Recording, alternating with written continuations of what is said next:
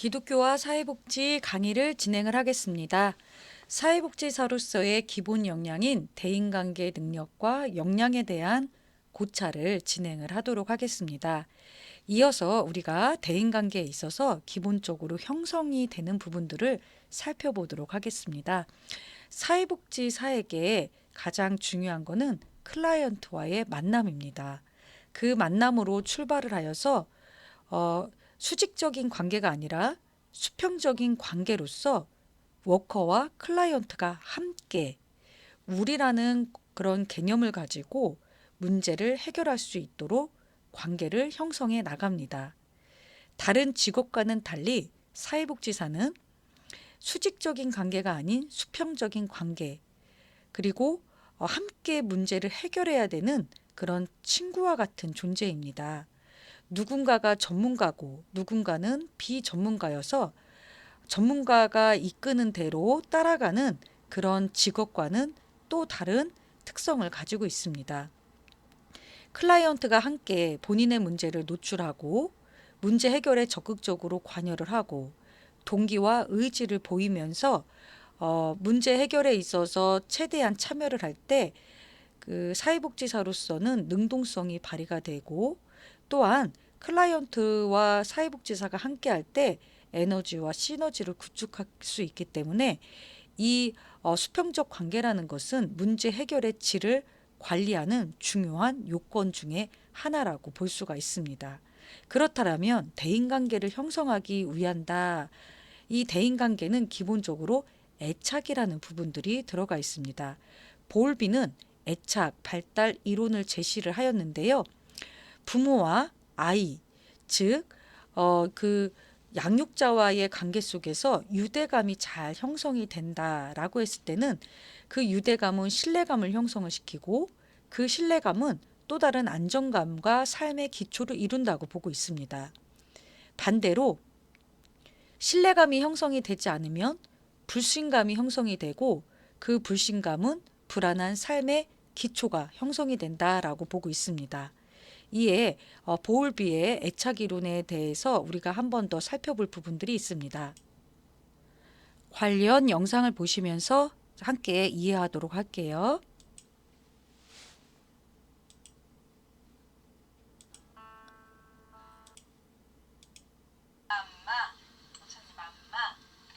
그렇다면 애착을 형성하는 데 있어 가장 중요한 것은 무엇인가?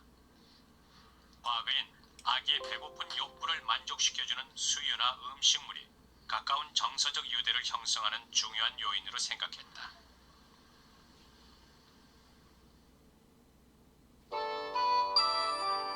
그런데 접촉 연구의 아버지로 불리는 할로우 박사는 접촉이 중요한 애착 형성 요인임을 증명했다.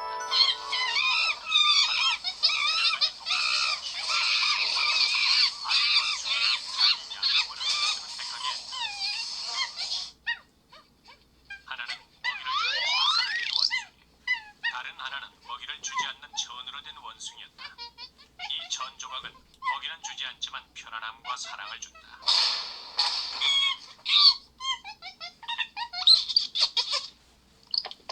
이 새끼 원숭이는 일단 우유를 먹기 위해 철사 원숭이에게 옮겨간다. 하지만 젖을 먹고 나자 재빨리 전 원숭이에게로 옮겨간다. 그리고 18시간 동안 여기에만 계속 붙어있다.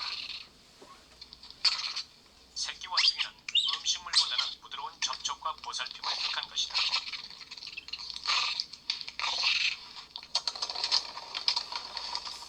그렇다면 무서운 상황에서는 새끼 원숭이는 어디로 갈까? 좋은 원숭이에게 갈까? 사람과 마찬가지다. 무서울 때 자기를 만져주고 안정시켜주는 엄마에게 찾아간다. 애착은 서로보다 사랑과 의지가 더 크게 영향을 미친다는 것을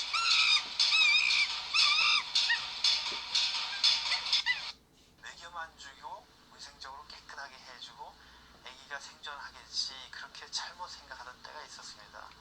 근데 그렇게 해서 자라는 애들이 대부분 그 병에 걸린다든지 제대로 정상적인 발육을 못하고 혹은 정박아가 된다든지 그래서 정상적인 발육을 못했습니다. 그래서 아이 어머니가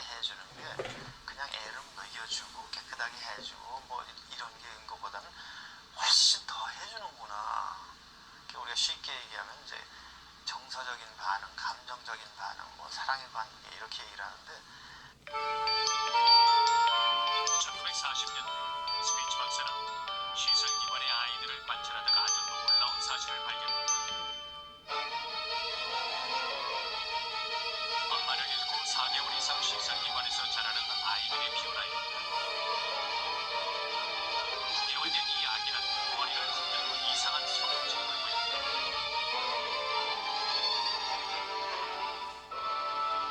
15개월 된 아기는 제대로 자라지 못해 크기가 3개월짜리만 했다. 음식이나 위생 등 다른 환경은 좋았지만 엄마의 무죄가 문제였다. 하는 모습이 너무 네, 이처럼 사회복지사와 클라이언트의 관계에 있어서 애착이라는 것은 신뢰까지 형성할 수 있는 중요한 요소입니다. 시설 아이들에게 기본적인 생활을 제공을 했지만 그 아이들이 애착이 형성되지 못하니 불안 증사를 보인 볼비의 실험에서 우리는 확인할 수가 있었죠. 따라서 클라이언트와 사회복지사는 무엇보다도 전문적인 관계 형성이 중요함을 볼 수가 있습니다. 이 관계를 우리가 라퍼다라고 하고 있습니다. 라퍼라는 것은 관계를 결정짓는 태도의 모든 것을이라고 보고 있습니다.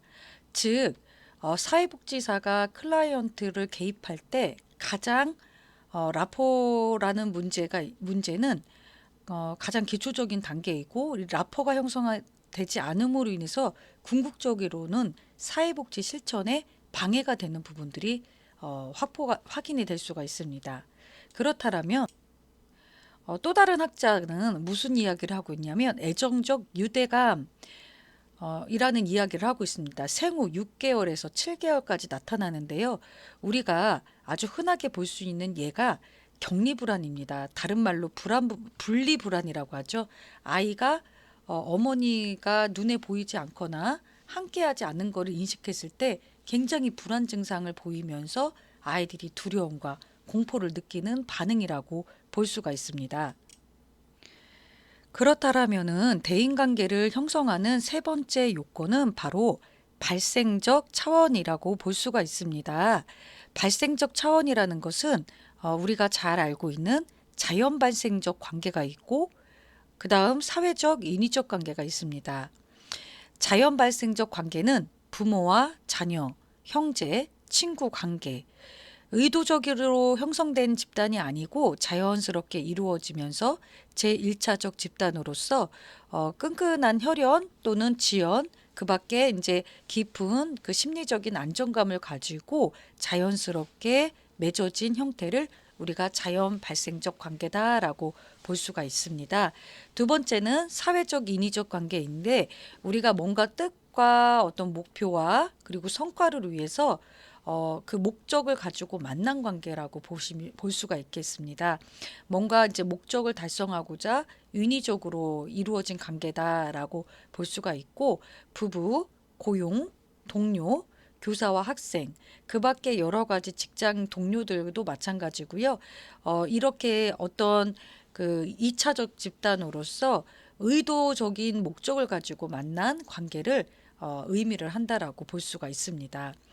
대인관계를 형성한다라는 것은 자연스러운 것도 있지만 그렇지 못한 의도적인 접근도 있을 수 있다라고 우리가 살펴볼 수 있습니다. 다음으로는 대인관계에 있어서 우리가 공유되는 부분 그리고 교환적으로 이루어지는 관계를 한번 살펴보도록 하겠습니다. 현대의 대인관계 측면을 우리가 볼 수가 있는데요. 우리가 공유적 관계다라고 했을 때는 이제 뒤에서 보시는 공유와 교환이 같아 보이긴 하지만 그 의미적으로는 다른 거를 우선은 확인을 해야 합니다.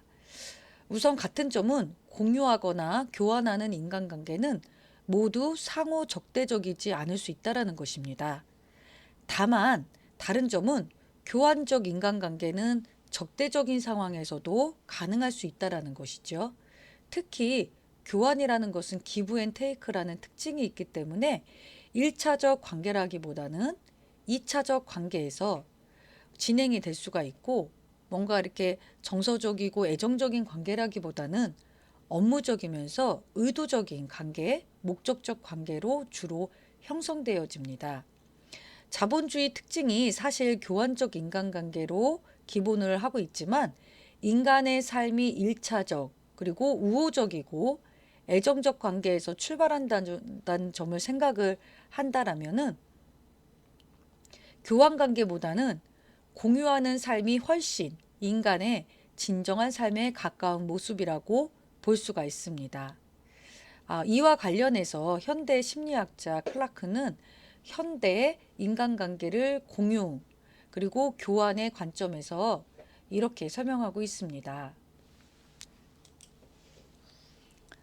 공유는 인간관계에 있어서 서로 관계를 맺는 타인의 행복과 불행에 관심을 갖는 책임을 갖게 되고 주로 주는 만큼 받는다는 호혜성의 원칙은 중요하지 않습니다. 별개의 독립적 개체인 개별적 인간의 만남이 아니라 우리는 하나이며 상호 의존적 존재로 인식할 수 있습니다. 따라서 만족스러운 친교의 경험이란 상호 의존적인 상태에서 강력한 친밀감을 확인하고 행복과 고통을 함께 공유하게 합니다. 가족과 연인, 친한 친구 사이에서 형성될 수가 있습니다. 그에 반해서 교환적 관계는 상호 독립적이면서 이득과 손실의 균형을 중요시하게 여기고 의도적이지 않기에 타인의 행복에는 관심이 없다라는 것이죠. 교환이란 거래이기 때문에 그 공정성이 중요하고 주는 만큼 받는 호혜성의 원칙과 형평성의 원칙이 적용이 됩니다. 따라서 이득과 손실의 관계에서 가정에서 발생하는 불공성이나 불공정성이나 불평등은 갈등과 대립으로 이어질 수 있다라는 것입니다. 여기서 우리가 그 부버의 인간교육론 만남과 관계에 대한 철학적인 부분을 생각해 볼 수가 있습니다. 부버라는 학자는 오스트리아의 유태인 철학자입니다. 종교적 실존주의를 제시했던 학자인데요. 인간의 실존은 만남을 통해서 규명을 한다라고 하면서 만남과 관계의 철학을 제시한 대표적인 학자입니다. 여기에서 부버는 세 가지의 그런 만남과 관계 철학을 제시를 했는데 첫 번째는 나 그리고 그것 내 세계입니다. 경험과 인식, 이용의 대상이 되는 세계에 대해서 생각을 한 거죠. 두 번째는 나와 그래서 이 첫 번째 나와 그것의 세계 같은 경우에는 상대방의 어떤 관념적인 표상으로 대상화되어지는 존재를 이제 그것으로 보면서 대상이 내 관심에 어떤 도움이 될지에 대한 그 관계를 또한 확인을 하고 자기 중심적인 만남이며 일방적인 독백의 만남이라고 설명하고 있습니다. 그 다음에 두 번째는 나와 너에 대한 세계를 설명을 했는데요. 경험의 대상이 아닌 세계에 대해서 설명을 하면서 이 두 나라는 것과 너라는 두 존재가 순수하고 진실되게 만나는 상호적인 대화의 만남으로 보고 있습니다. 따라서 관념에 의해서 조작되지 않으면 상대방이 객관화되지도 않는다라고 보고 있겠죠. 여기에서 그래서 인간이라는 것은 이와 같은 관계를 통해서 그의 실존을 형성하는 창조자로 본 바 있습니다. 이제 인간이 나와 너, 나와 그것 이 두 가지의 관계 양식을 이렇게 반복하면서 때로는 그것이 이제 뭐 변질되는 부분들도 있을 수 있겠죠. 이에 이제 상대방을 대상으로 여기지 않고 관계가 충분히 상호적일 때 대화의 형식으로 온전히 인간으로서 존재할 수 있다라고 하면서 대화에 대한 교육 방식을 제시한 것도 있습니다. 그래서 대화를 통해서 사람의 어떤 만남과 관계의 질이 달라진다라고 보는 입장을 설명을 하였습니다. 따라서 우리가 대인관계를 잘 형성하기 위해서 알아야 될 특징들이 있습니다. 첫 번째는 확실하게 서로에 대해서 잘 알고 있어야 됩니다. 사회복지사가 클라이언트의 문제가 무엇인지, 그들의 욕구가 무엇인지, 그들이 생활해 온 환경은 어떠한지에 대해서 정확한 인식과 이해가 있어야 가능한 부분입니다. 또한 서로가 가지는 어떤 특성을 인정하고 또 좋아해 주는 부분들이 필요합니다. 이거를 사회복지에서는 강점, 관점, 임파워먼트라고 합니다. 클라이언트의 부족하고 또한 못하는 부분보다는 클라이언트의 강점과 클라이언트의 또한 특별성, 잠재력을 잘 고려를 하여서 그 부분에 임파워를 함으로 인해서 클라이언트는 자신감과 또는 적은 것부터 큰 일을 행할 수 있는 그런 의도적인 개발과 그리고 발전이 이루어질 수 있다라고 보고 있는 것입니다. 세 번째는 상대방의 행복과 성장에 관심이 있어야 됩니다. 사회복지사는 클라이언트가 개인의 문제를 해결하는 것뿐만 아니라 그들이 전 생애 속에서 행복하고 또 잠재력을 개발을 하고 자아 실현을 하면서 인간다운 삶을 살아가는 것, 거기에 그치지 않고 내 자신이 또 누군가에게 기여가 되고 공헌이 되어서 그 개인이 갖고 있는 여러 가지 자원들을 펼치고 그리고 사회가 함께 일어설 수 있도록 노력하는 부분들의 관점이 필요함을 볼 수가 있습니다. 네 번째는 효과적인 의사 전달을 통해서 자신의 생각을 상대방에게 잘 전달돼야 되는 것이 필요합니다. 우리가 사회복지사가 클라이언트를 확인한다, 문제를 또 인식한다, 인테이크한다라고 했을 때는 의사 전달, 즉 소통의 채널을 통해서 서로 간의 생각과 그리고 또는 문제를 토로할 수가 있습니다. 따라서 사회복지사는 의사소통의 기술, 소통의 기술이 또한 필요한 것을 볼 수가 있습니다. 언어적인 기술, 그리고 비언어적인 기술, 유형의 기술과 무형의 기술, 다양한 의사소통의 전략들이 있어야 되겠습니다.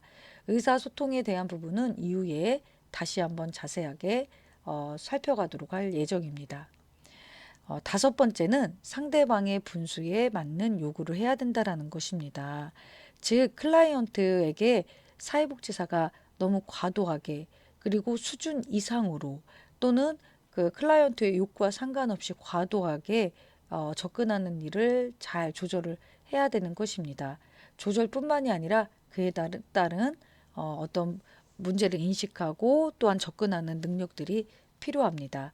그래서 우리 기관에서 그리고 사회복지사선에서 사회복지라는 규범 안에서 패스할 수 있는 것과 그렇지 못한 부분들을 충분히 확인을 하고 클라이언트에게 올바른 정보와 교육을 제공하는 것이 정말 바람직한 일입니다. 여섯 번째는 서로가 상대방의 행복이나 성장을 위해서 노력하고 애써야 한다는 것입니다.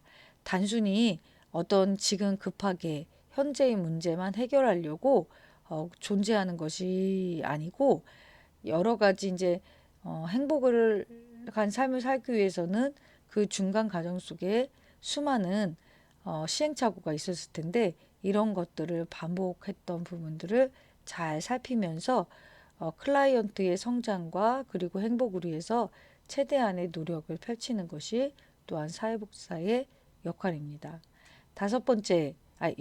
일곱 번째 같은 경우에는요. 서로의 자주성과 개성을 인정을 해주고 존중해주는 부분을 이야기하고 있습니다.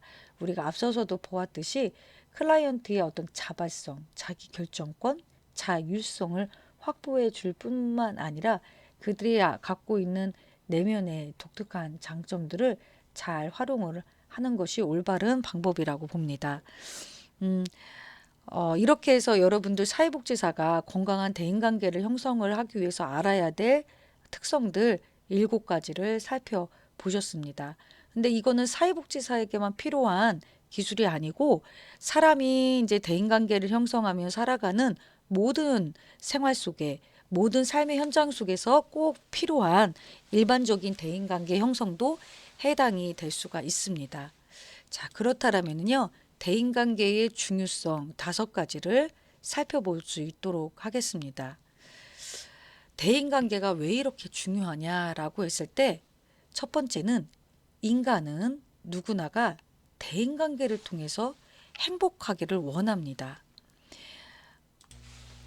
앞서서도 말씀드렸듯이 혼자 있을 때의 행복감이 아닌 둘 이상이 있을 때 서로 대인관계 속에서 삶의 질을 높여갈 수 있다라는 부분입니다.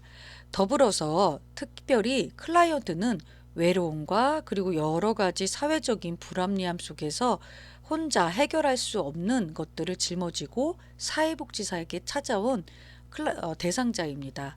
그들이 이런 이제 여러 가지 개인의 문제가 스스로 해결할 수 없는 부분들을 사회라는 환경 체계를 통해서, 즉 대인관계를 통해서 형성할 수 있는 부분의 채널을 확보해 주는 것이 필요한 부분입니다. 두 번째는 긍정적인 대인관계는 자아실현 욕구를 충족시켜 주고 더 나아가 삶의 질을 높여줍니다. 우리가 자아실현을 한다는 것은 혼자 실현하는 게 아니고 또 혼자만 하는 것이 아닙니다. 여러 사회 현상 속에서 자신이 기여가 되고 공헌이 되는 부분이 있기 때문에 반드시 자아실현이라 할 수 있다라는 것입니다. 더불어서 개인의 어떤 자부심과 삶의 질을 향상시키는 것뿐만이 아니라 그를 알고 그와 함께하는 모든 그런 주변의 공동체 성원들까지도 그러한 이제 에너지가 서로 공유되는 부분을 볼 수가 있습니다. 그 다음으로는 대인관계를 통해서 스트레스를 줄이고 건강한 삶을 유지할 수 있는 생산성과 이익성을 확보하고 창출하는 데 기여할 수가 있습니다. 우리 흔히 뭔가 문제가 있고 갈등이 생겼을 경우 가장 사랑하고 친한 친구를 만나서 내 속 이야기를 하고 마음을 터놓는 일들을 합니다. 내가 어떤 문제가 있어서가 아니라 문제를 이야기하는 중에도 자신의 감정과 사고가 정리가 되고 자기 스스로를 되돌아보면서 피드백할 수 있는 요건들이 있습니다. 또 말을 하면서 설명을 하면서도 문제의 원인도 확인할 수 있는 부분들도 있고요. 따라서 우리가 왜 화가 나면은 이야기를 하고 스트레스를 풀고 아주 쉽게는 수다를 같이 이제 한다라고 했을 때 그로 인해서 해소할 수 있는, 즉 관계 속에서 대화를 통해서 해소할 수 있는 부분들이 분명히 있다라고 보는 것이죠. 그래서 사회복지사도 이렇게 예를 들면 혼자 지내는 어르신 또는 굉장히 이런 감정적으로 공동체가 잘 형성이 되지 않아서 표출이 어려운 그런 클라이언트를 위해서 사회복지사가 방문을 하거나 또는 단기 보호라든가 또는 낮 시간을 이용해서 충분히 그런 이제 공감을 시키고 마음의 어떤 스트레스가 서로 완화가 될 수 있도록 하는 부분을 발전시켜 나가고 있습니다. 네 번째는 대인관계를 통해서 문화를 창출하며 사회적인 안정에도 기여할 수 있다라는 것입니다. 대인관계는 가장 일반적이지만은 굉장히 중요한 하나의 형태이기 때문에 이런 것들이 좋은 대인관계가 사회의 문화로 창출하고 자리 잡을 수 있도록 함께 노력을 해야 될 부분입니다. 마지막은 대인관계는 개인의 어떤 가치라든가 정체성을 발견하고 도와주는 과정을 합니다. 즉, 이제 상대방과 이야기하다 보면은 상대방이 나를 보는 입장, 관점을 확인할 수가 있고요. 또는 그와 같이 여러 사람들을 만나면 일치하는 나를 찾아갈 수가 있지만은 더 나아가서는 일치하는 나와 조직에 일치하는 내가 서로 연합이 되는 걸 볼 수가 있다라는 것입니다. 이처럼 우리는 사회복지사에게 필요한 대인관계의 중요성뿐만이 아니라 우리가 일반 생활을 하는 과정에서도 그리고 타 전공자 학생들까지도 이 부분에 관심을 갖고 같이 참여하면서 유도하는 부분이 필요함을 설명드릴 수가 있습니다. 예, 다음으로는 세계관과 문화의 상호작용입니다. 우리가 세상을 어떻게 보느냐에 따라서 굉장히 그 보는 관점에 따라서 결과의 질이 달라짐을 볼 수가 있습니다. 세계관이라는 것은 세상을 본 눈, 우리 안경과 같은 존재이죠. 따라서 어떤 안경을 보냐에 따라서 결과가 달라집니다. 우리 어렸을 적에 많이 했던 셀로판지 놀이를 하자면 노란색을 대면 세상이 다 노랗게 되고 빨간색을 보면 모든 것이 다 빨갛게 보는 경향들이 있다라는 것입니다. 이에 인성개발원은 이러한 우리가 대학의 세계관을 구축하는 동시에 교육, 정치, 종교, 가족, 예술, 환경, 보적인 거, 그리고 보건에 대한 거, 이 모든 것들이 서로 연합이 될 때 이제 문화와 문화가 서로 연합이 될 때 사회복지사로서 그리고 사회복지 직업에서 그 융합적인 형태로 인해서 나타나는 결과는 몇 배 이상의 그 효과를 잘 확보할 수 있는 부분이라고 생각이 듭니다. 이처럼 이번 시간 두 번째 시간에서는 대인관계의 기본적인 어떤 이론과 더불어서 학자들의 의견도 한번 살펴보았고요. 더불어서 대인관계의 어떤 부부의 인간관계 이론도 한번 살펴보시면 네, 그 대인관계 역량을 확보하는 사회복지사로서 준비될 수 있는 좋은 시간이라고 여겨집니다. 수고 많이 하셨습니다.